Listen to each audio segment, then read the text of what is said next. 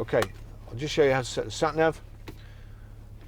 Any screen, into nav, and you've got destination at the bottom, settings, info and tour. So again, destination, bottom left hand corner, switch here, click that. You've got address, directory, map, start, online destinations. So to address, select address, and then we've got start route guidance, street, postcode, Great Britain. So postcode's quickest. We are Grosvenor Garage, Chorley Road, Wantleydale, Preston, P R. Now we need to go to numbers.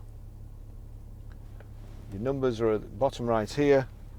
Click on the bottom right button and then we select 5, 4. It's defaulted back to letters J, S. So that's Grosvenor Garage, Chorley Road, Wantleydale, Preston, PR5, 4JS, and destination on map, storing destination, start route guidance. That's what we're going to do. Your route is being calculated.